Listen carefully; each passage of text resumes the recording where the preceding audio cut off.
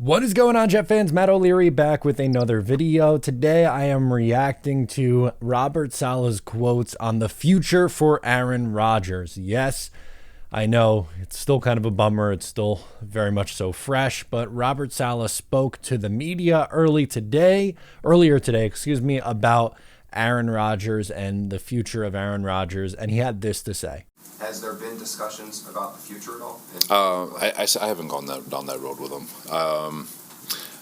I'd be shocked if this is the way he's going to go out. But at the same time, for him, he's working through a whole lot of headspace things that he needs to deal with, and that will be the last thing I talk to him about.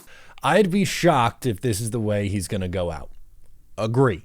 Hard agree. In fact, I could not possibly agree more. And now I know there's going to be some pushback and say, well, he's 39 years old now. He'll be 40 next year. He's torn his Achilles. Is he actually going to want to go through and do the rehab? And what version of Aaron Rodgers is he going to be after this injury? And maybe the second part of that is actually fair. But the man had the biggest chip on his shoulder, and he was so excited to come to the New York Jets and to play for the New York Jets. I don't believe for 1 second he's not going to give it a legit go to come back and play in 2024. And if he does, which I believe and Robert Saleh believes that he will, I think he'll be fine. In 1999, at age 36, Vinny Testaverde tore his Achilles in the first game of the season. He came back in 2000 at age 37 for the New York Jets and started all 16 games for that team. Now, he threw a lot of interceptions that year. He threw 25 picks, and it took him a little bit to even out, and they missed the playoffs. They went 8-8.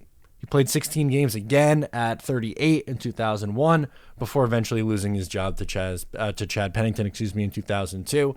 But he came back and played and went back to the playoffs as a starter 2 years later. They went 8-8 his first year back in 2000, or maybe it was 9-7. Doesn't matter. More of the story. They missed the playoffs in 2000, back to the playoffs in 2001 with Vinny Testaverde as a starter. In 1993, a 32-year-old Dan Marino tore his Achilles, came back the next year at age 33, threw for 4,400 yards and 30 touchdowns.